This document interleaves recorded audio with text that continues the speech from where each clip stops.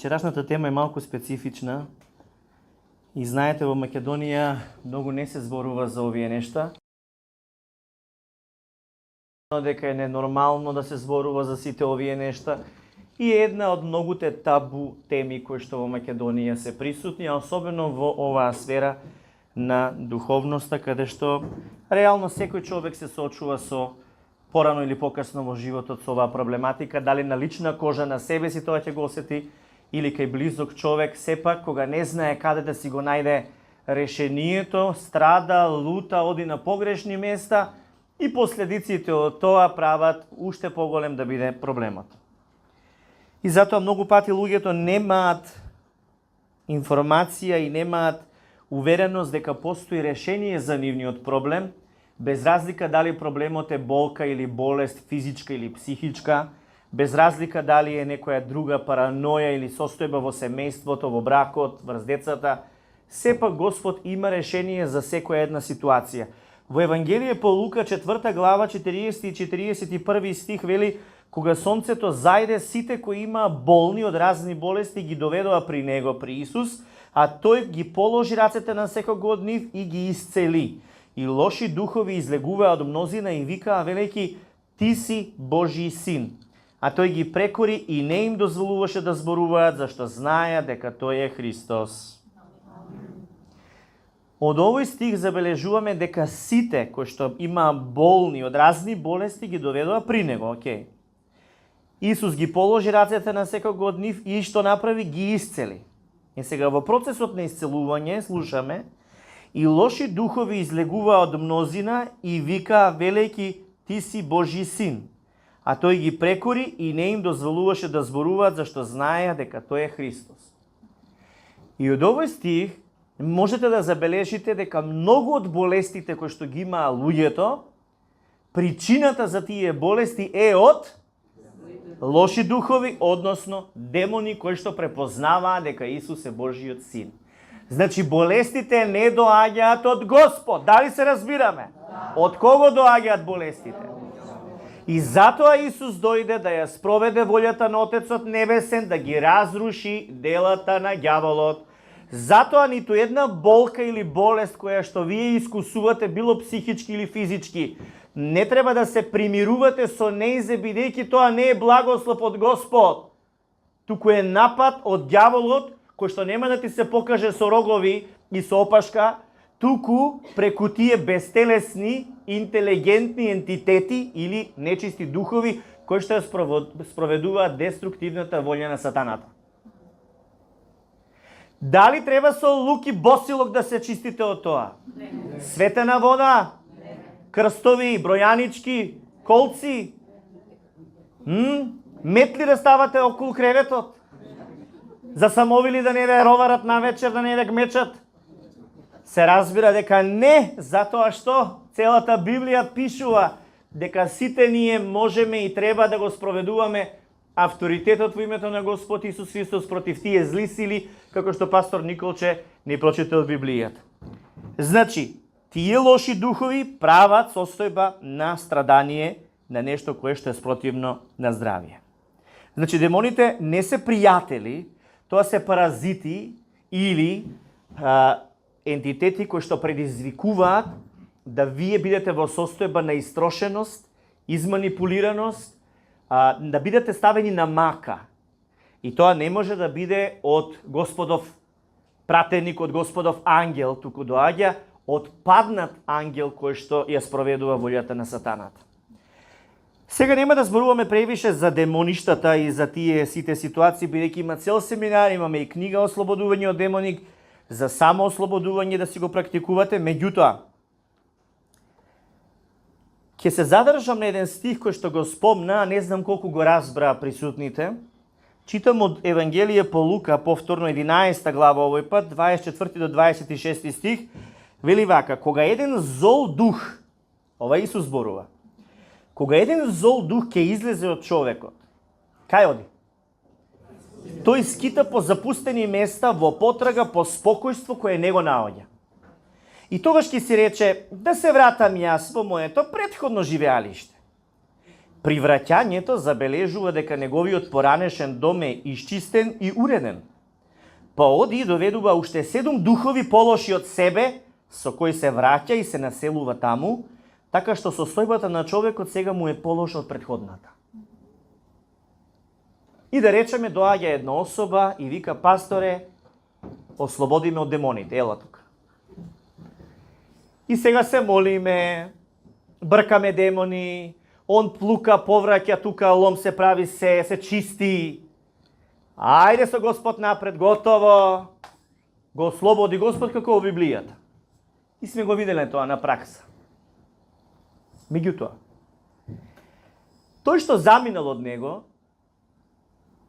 скита по запустени места во потрага по спокојство кое што не го наоѓа. Тогаш ќе си рече: бе, да се вратам јас во моето претходно живеалиште. И при враќањето забележува дека неговиот поранешен дом, пошто телото е како дом, како куќа, забележува дека неговиот поранешен дом е исчистен и уреден, па оди и што прави? Доведува уште 7 духови полоши од себе, со кои што се враќа и се населува таму, така што состојбата на човекот сега му е уште полоша од претходната. Зошто е ова важно? Затоа што не станува збор за тоа дали ќе бидете ослободени од демони вечерва. Вие ќе бидете ослободени одма. Ама прашањето е дали сте спремни, кога ќе се вратат назад и кога ќе видат дека сте исчистени, дали сте спремни да бидете недопирливи? За да бидете недопирливи, не ви треба мајлија, светена вода, темњанче да голтате за бубрезите, да ги чистите, не знам што друго, лукови, босилоци. Потребно е, знаете што? Застани, море. Овде, знаете што има? Едно срце. Во ова срце треба да има што? Да, љубов, така е, сите имаме љубов од Господа. Што? Цар, кој што царува со ова срце. На престолот на неговиот живот треба да царува кој? И кога ќе тропне ѓаволот така, туп, со симптом на гастрит, туп, со симптом на мигрена или хипертензија, туп, со симптоми на камења во бубрези, туп, отечена простата, туп, со дебело црево заболувања, што ќе се случи? Кој ќе му отвори? Ако Исус е во тебе, Исус ќе отвори. И кај ќе фати демонот? Джаде, дженем. Седи. Ама, ако Исус не е внатре, ќе се населат и таа состојба станува полоша од другата. За да му припаѓате на Исус, потребно е да поверувате во Него со целото срце и душа, да го прифатите. Тоа не значи да ја смените верата и да станете секташи, нововерци, забегани фанатици. Тоа значи верата во Христос да ја живеете според Светото Писмо, а не според обреди, традиција и религија. Да тераш ти религија е едно, ама да имаш жива вера во Господ е личен однос со Него. И кога ти навистина веруваш во Христос, тогаш веќе статусот ти е поинаков, духовниот статус. Тогаш Он веќе оперира во тебе и действува низ тебе. И утре може да ти викаат: абе, ненормален, забегана мори една, види каква си, кое време живееш, со какви мобилни баратаме, а ти шо правиш тука, си забегала Исус. Кога зборуваме за Исус, ние не зборуваме на норма, да ја истераме дневната норма, религиозните зборови за денот да ги кажеме. Кога зборуваме за Исус, зборуваме за живиот Господ и зборуваме од искуство дека веќе го познаваме, бидејќи Он нас не пресретна во животот и ние поверувавме во Него. Така да јас, ако ја немам таа средба со Исус и тоа искуство со Него, јас што и да зборувам, ќе биде, знаете што? Ќе биде само, ете така, постојано редење зборови. Ќе биде формално зборување. Ќе биде религиозна тема, Исус. Ќе нема сила зборот. Во името на Исус се покоруваат демоните. Во името на Исус, кога ќе се каже бегаат, а луѓето паѓаат. Затоа што името на Исус е име над секое име. И нема поголемо име под ова небо преку кое може да се спасиме. Затоа само преку името на Исус и неговото дело на крстот, човештвото има разрешување од вечна смрт, од проклетство и од целосно страдание. Само преку него е искупувањето. Не преку било кој друг нема, не постои. Другите кои што се вклучени во целиот тој процес, како што речеме апостолот Павле, он е служител, ама не е Бог. И некој ќе ми каже, пасторе, јас правам куќна слава на Петровден и Павловден, полно ни е гости, му креваме слава на светецот. Ај бре, викам, Бог ли стана Павле? Или Петар? Како тоа слава му креваш на служителот на Господ, кога славата му припаѓа само на Бога? А? И точно тоа не го разбираат, а го прават и мислат дека се многу побожни. И така занесени во својата лажна или религиозна побожност, не разбираат што е правилно, што е погрешно. И затоа кога ќе куцне ѓаволот на главата на нивното дете или лично на нивното тело, они не може да се справат. Не знаат ни како да се справат. Просто се само пасивни жртви на тој напад. Дали разбирате? Во минатото правев групни ослободувања од демони, па и индивидуални. Меѓутоа, кога човек е во очај, се ќе вети. Пасторе, како ќе кажеш така ќе биде? Абе, викам, добро, ако веруваш во Исус, твојот завет со Бога го манифестираш со тоа крштевање што потребно да се направи како еден завет со Господа и почеток на таа релација со Него.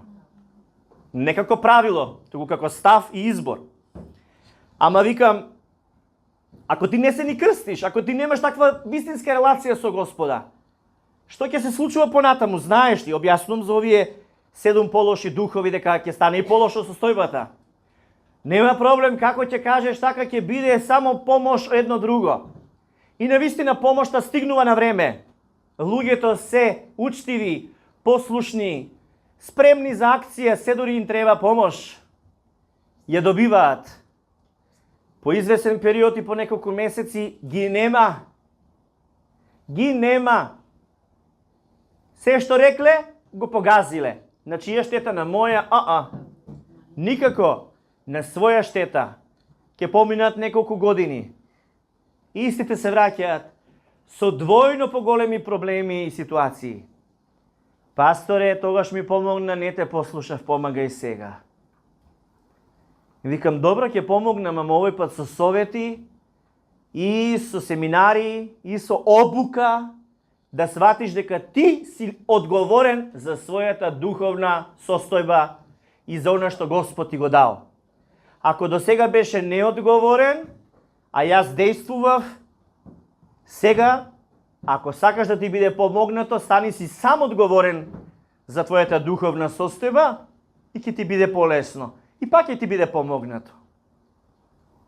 Луѓето сакаат, знаете ли што? Дојди сега ти. Дојди, вака, сврти се позад. Вака. Луѓето сакаат ова. Сакаат фарбање на косата, шишање, тегнење, фенирање сакаат. Сакаат некој друг да ги извади вошките, црниот корен некој друг да го покрие, друг да ја направи косата. Тоа се случува со душата. Сакаат друг да се погрижи за нивната душа без тие да понесат одговорност. Ти си одговорен за својата состојба, за своето здравје физичко, но и за своето духовно здравје. Ако секој ден јадеш конзервирана храна и брза храна, дали ќе пожнееш здравје во твоето физичко тело? Се разбира дека не. Тешки метали, слабост од витамини, слабост на крвта, масноти и триглицериди, има и рима, како песна го направив. Сега, ако за твојата физичка состојба можеш да се грижиш и јадеш спанаќ, ореви, некои други убави работи, така треба и за твојата духовна состојба да се погрижиш.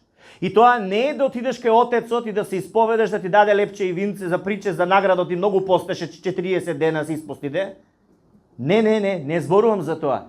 Зборувам за многу подлабок однос со Господа. Зборувам за духовна храна која што ја наситува душата и му дава прогрес и растеж на духот. А тоа е Светото Писмо, седни. Тоа е молитвениот живот и Светото Писмо.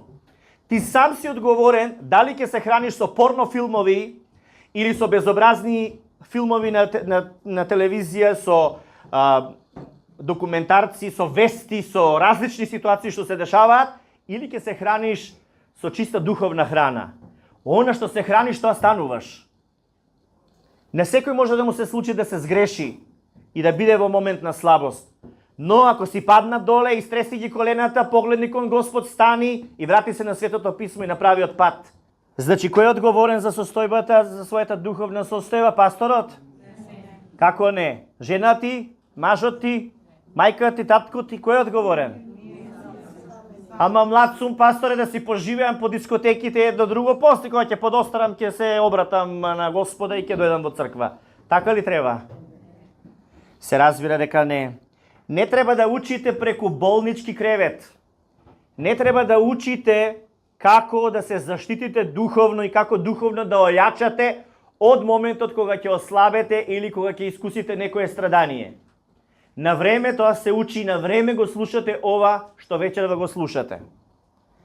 Значи, 7 полоши духови доаѓаат и состојбата станува полоша од претходната. И затоа, покрај тоа што срцето ми дава и сакам да помогнам, во даден момент останувам со една задршка, затоа што човекот ако не е одговорен за себе си, тогаш јас дали ќе му помогнам или не? Дали вие сте ослободени од нечисти сили? Молам? Да, многу повеќето од вас сте го поминале тој процес. Во Откровение, 11 глава, 10-11 стих вели: И чув силен глас во небото како зборува: Сега дојде спасението и силата и царството на нашиот Бог и власта на неговиот помазаник, зашто е отфрлен обвинителот на нашите браќа, кој ги обвинуваше пред нашиот Бог дење и ноќ. И тие го победија заради крвта на јагнето и заради словото на своето сведоштво и не го засакаа својот живот дури до смрт. Повтори. Тие го победија со словото на своето сведоштво и крвта на јагнето. Кого го победија? Дјаволот. Дјаволот. Повтори. Тие го победија со словото на своето сведоштво и крвта на јагнето. Ќе прочитам уште еднаш и пак ќе ве прашам сите. И чув силен глас во небото како зборува: Сега дојде спасението и силата и царството на нашиот Бог и власта на неговиот помазаник, зашто е отфрлен обвинителот на нашите браќа, кој ги обвинуваше пред нашиот Бог дење и ноќе. Кој е обвинителот? Во превод значи Сотона, што значи обвинувач. И што се случува овдека? Отфрлен бил обвинителот на нашите браќа, кој ги обвинуваше пред нашиот Господ дење и ноќе. Вели, и тие го победија. И тие, кои тие? Ние. Го победија ѓаволот, заради што? Заради крвта на јагнето и заради словото на своето сведоштво и не го засакаа својот живот дури до смрт. Кој ќе каже амин? Амин. Значи тие или ние верниците, што направивме? Го победивме обвинувачот, ѓаволот. Значи победата е обезбедена, така ли е? Заради што е таа победа овозможена? Заради крвта на јагнето на Исус, односно самиот Исус е представен како јагнето кое што ги зема гревовите на целиот свет, и заради словото на своето сведоштво. Значи, два фактора се присутни во ова слово, во овој стих. Победата ја имаме заради што? Заради крвта на јагнето, односно на Исус, и заради словото на своето сведоштво. Какво е тоа сведоштво? Крвта на јагнето е откупителното дело на Исус, кое што е извршено за тебе, за мене, за сите нас на крстот. И ако ти веруваш во него, ова сведоштво, ако го искусиш ти лично, станува твоја изјава, која што ти започнуваш да ја сведочиш, односно да ја споделуваш, но освен тоа што знаеш дека крвта на јагнето те покрива и си веќе спасен и избавен, наведено е и заради словото на своето сведоштво. Значи не е доволно само да знаеш што Исус направил за тебе, Не е доволно само да поверуваш во тоа и да искусиш дека си откупен од проклетство и смрт преку Исусовата жртва, со неговата крв, туку потребно е тоа да го просведочиш, да го кажеш гласно, значи тоа. Сега, оваа победа, сите вие имате искусено. Дека Исус ве ослободи од демони и така натаму. Но, таа победа се искусува не во целост. Знаете ли зошто? Ти ќе ја доживееш во моментот, но прашањето е дали ќе ја задржиш. Затоа што доаѓаат одново назад. Гледаат дека се е чисто уредено и сакаат пак да влезат внатре. Ако ти немаш сведоштво за тоа што направи Исус за тебе и молчиш, тоа значи дека премолчуваш и не им кажуваш ниту на децата, ниту на брачниот другар, што Исус направи за тебе. Премолчуваш, немаш слово на сведоштво за Исусовата крв, за да не те сметаат забеган, нововерец, секташ. Ти молчиш заради срам, заради страв, да не ти направат нешто, да не те навредат. И затоа таа победа над злото, што Господ ти ја дава да ја живееш, ти ја искусуваш преку ослободување од демоните, но таа победа не ја задржуваш, зашто ја премолчуваш. Ја премолчуваш вистината. И затоа демоните кога се враќаат кај некои верници, одново силно напаѓаат и можат да роварат. А кај други верници не можат да влијаат. И сега секој верник во целост е спасен и не може неговиот дух да биде обседнат, ама неговата душа и тело може да бидат обременети од демоните. Вие сте сите спасени, повеќето верувам. И не можете да бидете обседнати да ја губите дури и волјата, затоа што Господ веќе сте негова припадност. Но страданијата во телото и во душата можете одново да ги искусувате. Како да не се повторува и како да не доживувате такво страдание. Овде прочитав. Што? Крвта на јагнето и словото на своето сведоштво. Значи, човек не може да биде ослободен од демони. Прво, треба да сватите, ако свикнал со својата жртвена улога, со само сожалување, тешко ми е, вака ми е, така ми е, и ако не верува во Исуса. Како што е потребно волја да се храниш денеска, да пиеш вода и така натаму, така ти е потребно да покажеш волја дека стварно не сакаш да живееш таков поразен живот, сакаш да живееш победнички живот во Христоса и чекориш со тој копнеш при Господа. Но кога ќе ти олесни Господ, ќе те ослободи од сето тоа. Ти ќе ја искусиш таа победа, ќе осетиш колку ти олеснало, нема да има панични напади, нема да има тумори, нема да има други болести. Ама одговорноста си останува твоја. И што треба тоа да значи во пракса? Тоа значи дека ти започнуваш понатаму да живееш како жив сведок на живата Исусова крв што направи за тебе и со словото на своето сведоштво така чекориш во победнички живот. Ама ако премолчуваш, не овозможуваш таа победа да биде во целост и за секогаш искусена. Прашањето е, дали вие криевте за црквата? За тоа што направи Исус за вас? Дали се срамите? Тогаш прашањето е, со кое оружје би се одбраниле при напад од демоните ако немате сведоштво? Ако вие немате сведоштво за тоа што Исус направи за вас, ако не можеш да една реченица не можете да го кажете тоа и криете од синот или снаата или не знам ово или оној, вие не можете да излезете од тој циклус на демонски напади. Дали се разбираме? Прашањето е, прашајте се сами себе си, чекај бе, дали јас на мајка ми, на татко ми им кажав за Исус и за тоа дека сум спасен? Ставите си го вака прстот, како јас што си го ставам. Прашај, дали јас на сите раскажав, а? Дали кажав или глумев или ќутев, а? А дали кажав јас на син ми, на снаа ми, на ќерка ми? Кажав ли? На сите ли кажав? Кажав ли? Кога кажав? Како кажав? А го живеам ли тоа што го кажав или беше само фраза? Го кажа ли на тој дома што ти е? Затоа ова се повторува. И додека се чудиш со која дијагноза наредна ќе се соочуваш, прашај се ти дали сведоштвото го сподели. Точно таму каде што е тешко. Бидејќи тоа ти носи победа.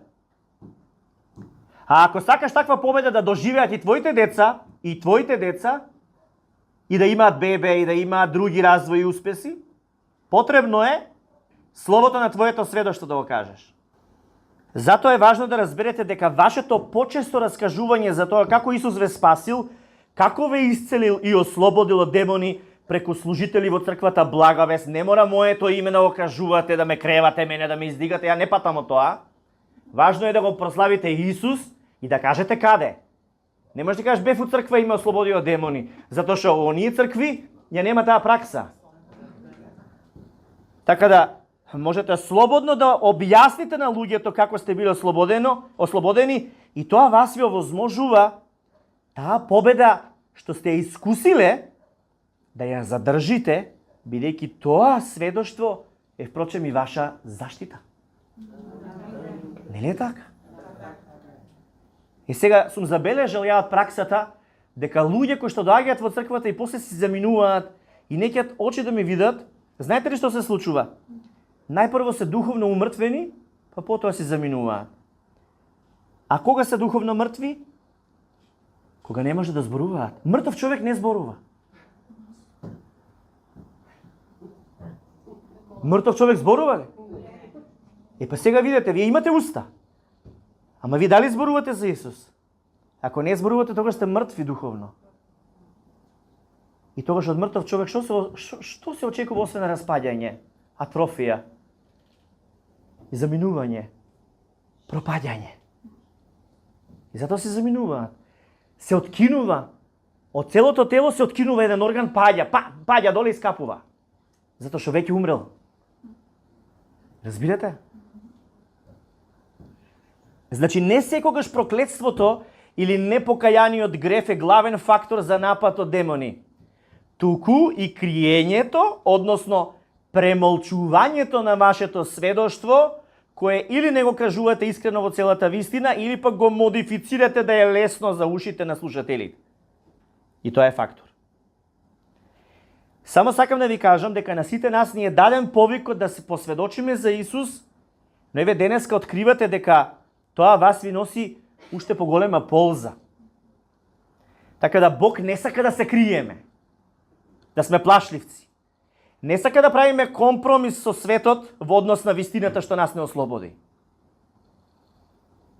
Тоа не значи да сме забегани ако зборуваме за Исус. Ако некој не може за тоа да се носи, тоа е негов проблем. Но ако ја кажуваш вистината со љубов, тука нема што да биде на преиспитување. Прашањето е дали зборувате за Исус, затоа што Исус вели: и така секој кој ме признава мене пред луѓето, ќе го признавам и јас него пред мојот татко кој е во небесата. А кој ќе се одрече од мене пред луѓето, и јас ќе се одречам од него пред мојот татко кој е во небесата. Евангелие по Матеј 10 глава 32-33 стих. Со ова Исус нас ни кажува дека не треба да ни е важно што ќе речат луѓето и како тие ќе не перцепираат нас. Бидејќи јасно кажува Библијата, оној што е пријател со светот е непријател со Бог, а оној што е пријател со Бог е непријател со светот. Нашето место не е под ова небо, луѓе. Нашето место е во Царството Божјо. И затоа вие треба да дефинирате кај припаѓате. Ако угодувате на луѓе, и ако толку ви стало што ќе речат за вашата чест, за вашиот статус и така натаму, вие сте робови на таа состојба. Денес ќе речат убав збор, утре лош збор, ќе паднете, ќе се разболете. За мене колку зборуваат. Стално ме прашувам дали круната ми е настрана или не. Не, си стои си свети право. Разбирате? Ако некој има проблем, тоа е негов проблем. Можам да му помогнам. Ама да се правдам за тоа кој сум во Господа, што сум повикан за ова да го зборувам, Нема да се правдам. Ја кажам вистината. Зошто јас да се срамам затоа што некој не може да се носи со тоа? Тоа е негов проблем, негова слабост. Можам да го истрпам, можам да простам, но не јас да премолчам, бидејќи он не ме прифаќал. Кога црквата не сведочи јавно, тогаш таа чекори во пораз и лесно е податлива на окултизмот, на лажните учења, на ѓаволските доктрини. Кога црквата сведочи јавно за Исус и неговото дело, тогаш таа чекори од победа во победа, од благодат во благодат, од слава во слава. Амин. Е сега, ако сакате вие да сте дел од живата црква, потребно да се однесувате како живи. А живите зборуваат гласно, како јас. Мртов човек не зборува. Е, што треба вие да зборувате? Какво е времето надвор? Дека ново кошулче имаш? Што треба да зборуваш? Точно така, за Исус. Меѓутоа, што ќе кажеш ти за Исус? Што е убав, што е арен Исус? Така ли ќе кажеш? Што ќе кажеш за Исус? Само тоа кој што си го искусил. Цела Библија да ја кажеш. Ако ти немаш лично откровение за Исус, тоа може да бидат само религиозни зборови. Силата не е во зборовите. И затоа треба да се прашате. Ако сте слаби, немате сила. Дали може би тоа е заради недостатокот на сведоштвото?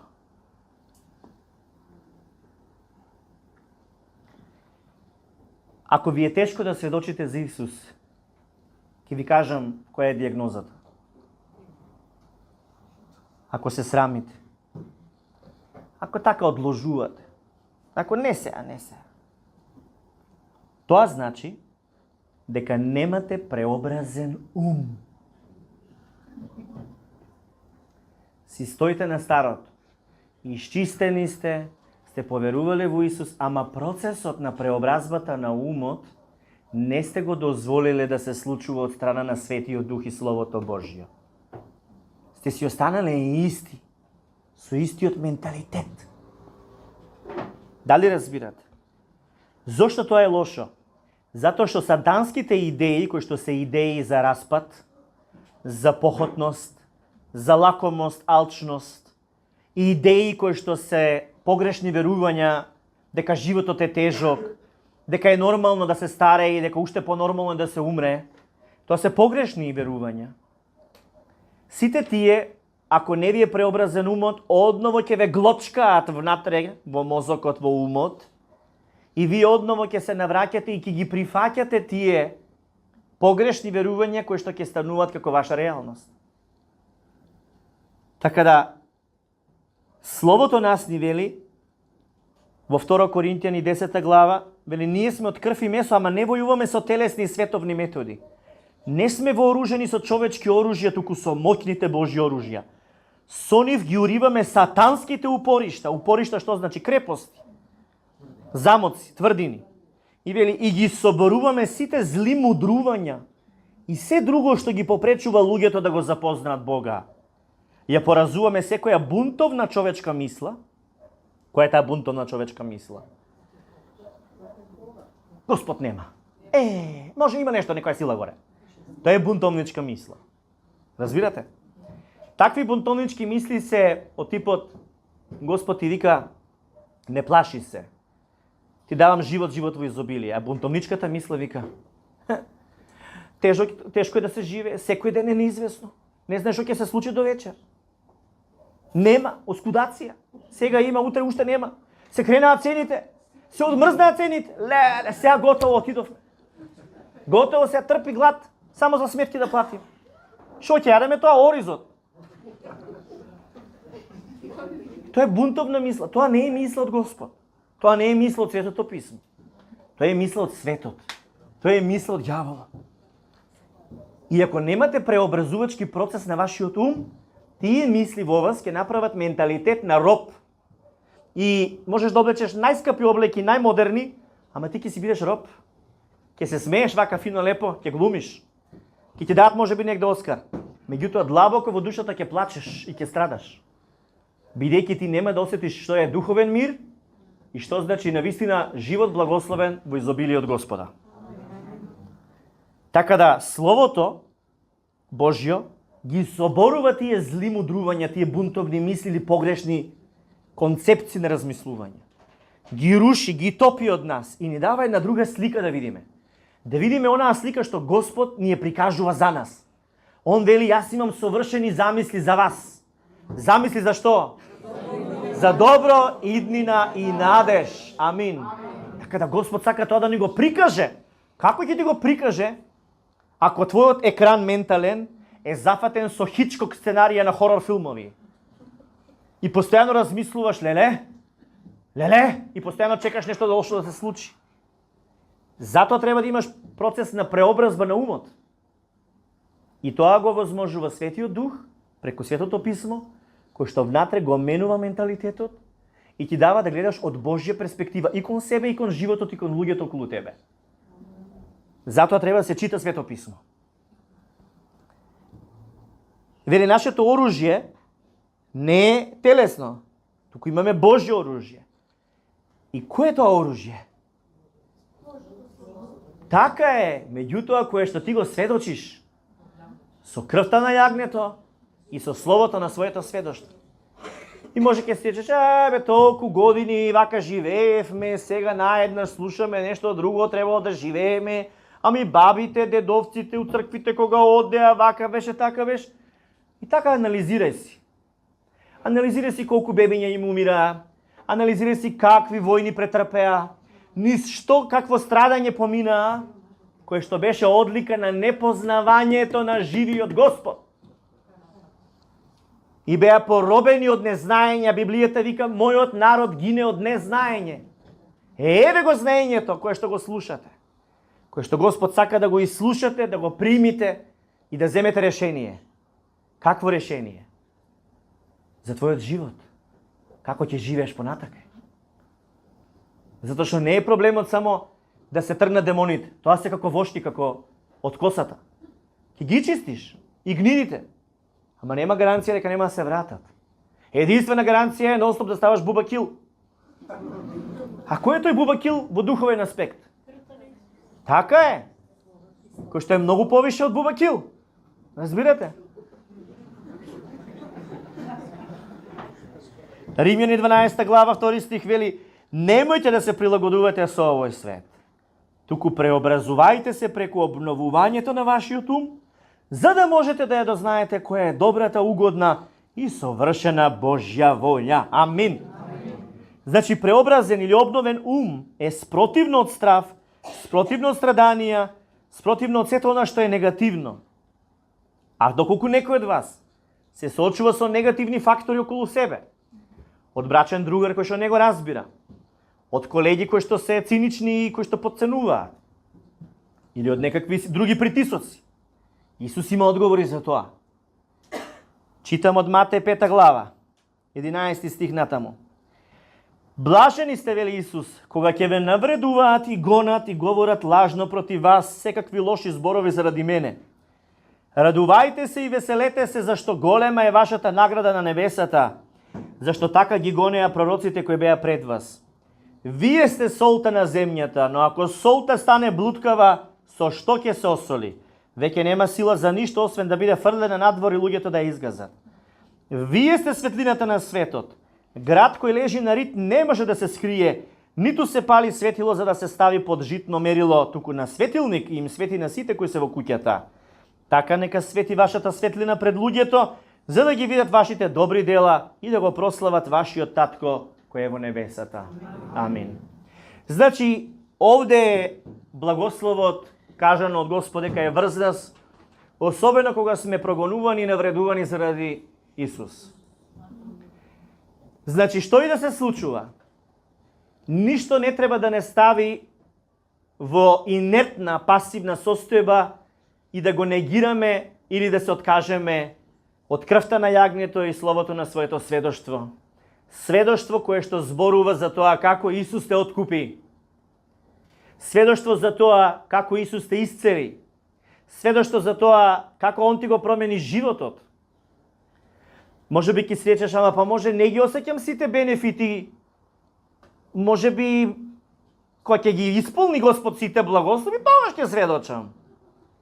Ти биди верен во малку, приближи се кон Господ со првиот чекор, излези напред со сведоштва, Господ тоа ќе го потврди.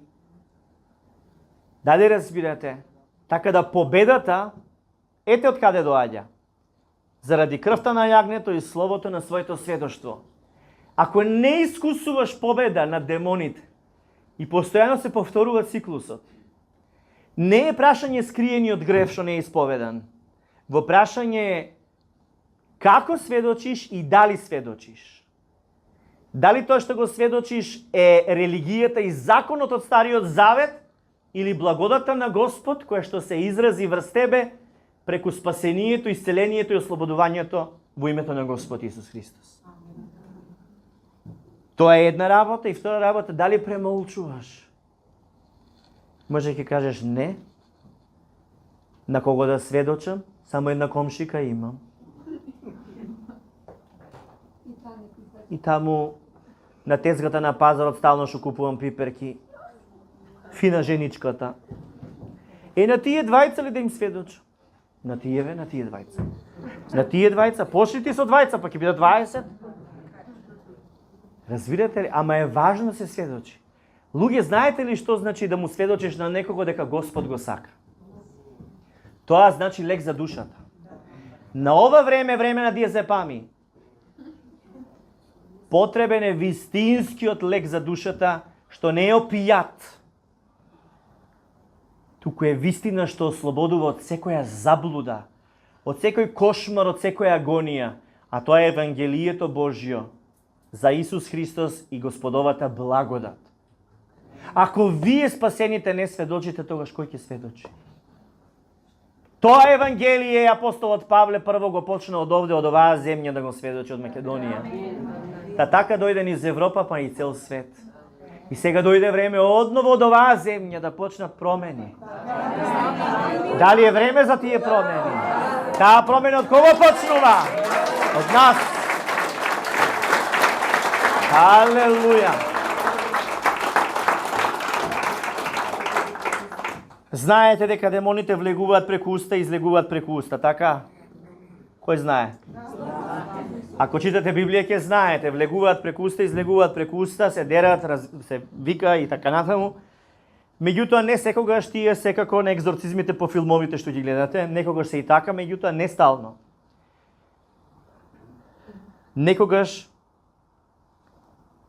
тој напад треба да го разберете, да ви го разоткрија малку поубаво. Некогаш е како болка, како симптом, а некогаш е у прво лице еднина. Дојди пак сега. Сврти се натак. Гледај си во мобилниот. Еве вака е. Гледај си ти таму. Виде ги што се убави и згодни. Мутките ги дотерале. Гледај. Николче, жена ти не е таква. Гледај си. Она нема да знае. Абе, Николче, абе, коско стара.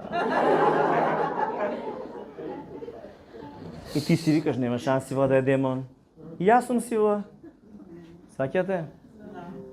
Ете така, во прво лице еднина, почнува прво на ти, а после како сам да си мислиш, да си викаш. Бе, Тинове, бе, Валентинове, бе, Јулеве. Така почнува и сама како да си збраиш муа, бе. Седни си, ајде Јуле, ти си наред. И така гледај си, тука наводно децата се чисти таму. Расеана сум. Не памтам. Крв у главата немам. Склероза е. Мори да не ме мане удар од некој мозоче. Млада сум, може ќе тркнам. Деца онаколку ќе ги оставам. Николче може ќе се прежени. Не памтам. Да пијам нешто. Не памтам. Глупа сум. Не сум глупа. Глупа сум, многу сум глупа. Глупа сум, не памтам. И кога ќе почне таа глупавост и таа информација да ти шепоти во главата, во прво лице еднина, започнуваш да ја прифаќаш. И започнуваш кога ќе ја прифаќаш да се идентификуваш. Штом започнуваш да се идентификуваш со тоа мисличе, му викаш бујру? Му викаш welcome? Му викаш повелеле, изволте? Сваќате ли? Сега сакам да ви објаснам накратко. Кога гониме демони, како што реков, влегуваат преку уста, излегуваат преку уста. Кога заповедам да излегуваат тие демони од вас во името на Исус, кај некого доаѓа спонтано нагонот за да се исфрли шлајм, плунка или кашлица. Не значи дека ќе исфрлате црнила или партали. Меѓутоа ќе излегуваат нечисти сили кои што вие со голо око не ги гледате. Некогаш е потребно и да провоцирате. Сами да испровоцирате кашлица, бидејќи отвора врата за да излегува. Во оваа ситуација јас не ја открив сам како мој изум. Има многу луѓе и самата Библија пишува за тоа дека така излегувале и Господ ги очистувал, а Дерек Принс, за некој познат, за некого не библиски учител, многу повеќе има разработено и целосна практика врз основа на тоа како да се извршува службата на гонење демони. Така да, за мене од големо значење беше и неговото искуство и неговите книги, кои што ги спроведував на пракса и многу од вас искусивте сето тоа што го искусивте, но пак ќе кажам, не е силата во тактиката, методиката, начинот и слично, туку силата е од Господа. Така да, Господ тоа го прави, само е важно човекот дали сака, прво дали е решен, второ дали препознава такво нешто и се разбира дали соработува. Во случајот не значи дека сте лоши ако има нешто такво што ве тормози, било како психичка мисла или емоционална состојба, само треба да не го прикривате. Пример да речеме дух на отврленост. Можеме да кажеме дух на Језавела или дух на Лилит или дух на Мамон или дух на Каин, ама некогаш демоните се нарекуваат според симптомите што ги предизвикуваат. Според тоа се детектираат и се сврлат и така реагира исто на заповед да излезат и да напуштат. Еве да речеме со некој сум работел и нема реакција. Зошто? Зошто нема реакција? Затоа што сраснува. Кога ентитетот започнува да прави поголемо и подебело гнездо во душата на човекот, човекот тогаш веќе се идентификува многу со таа состојба и тоа прераснува како дел од него станува. И многу тешко може да се одрече човекот од таа состојба. И очекува јас да направам операција, ласерска, да одвојам ткиво од ткиво. А всушност самиот човек тоа треба да го направи со својот избор. Меѓутоа, мојот совет е секогаш лекот да го примате навечер пред спиење, може и 3 пати на ден, а тој лек е Светото Писмо, може пред ручек, пред појадок, пред вечера, а може и после вечера. Нема контраиндикации, а навечер е уште подобро да се прима како семе кое што се всадува во вашиот ум и во вашето срце и овозможува нови мисли, слобода, обнова во целост. Значи Свето Писмо, Новиот Завет, Евангелие по Матеј, по Лука, по Марко, по Јован, би препорачал Евангелие по Јован да ви биде почетокот, да разбирате се повеќе и да читате не само од обврска да се чита, туку да се храните кога читате. Некогаш доволно е една страна да прочитате, но тоа да го почувствувате целосно внатре како едно богатство, како една ситост во вашата душа. За да не ви гладува душата. Ако душата е гладна, ќе бара да се насладува со различни проповедници, со различни теории, со различни техники учења. А што значи тоа? Тоа значи дека не ви е доволен Исус, односно Словото Божие. Затоа свртете се кон Светото Писмо, надежта нека ви биде во Господа, не во човеци, не во луѓе, не во техничари, не во изведувачи и различни други луѓе кои што прават некакви работи. Слушате го Божиот глас преку Светиот Дух, преку Светото Писмо, хранете со тоа. Овде секогаш вратата ви е отворена, се разбира, ќе се научите на еден друг начин на живот, не значи живот во робија и во некаква потиснатост, туку да разликувате што е добро, што не е добро. Бидејќи најнакрајот се работи само за ваше добро. Ако мене ми стало за вас, ќе се грижам за вас, но и ќе имам смелоста да ти кажам кај ти се вошките. А ако ми е стало да ти го галам егото и да ти ја кревам суетата, тогаш ќе ти ласкам и ќе ти делам комплименти. Ама тоа некако тешко кај мене поминува, знаете. Но еве, вие кои што сте одамна, Господ што работи преку мене, тоа не е моја заслуга, израснавте во храбри духовни војници, кои што знаете да се борите духовно, да извршувате волјата на Господа со помош на Светиот Дух. И сета заслуга е на Господа. Така да дрвото се познава по неговиот плод. А тие плодови ги гледаме и ден денеска, фала му на Господ и нека се множат за слава на Него.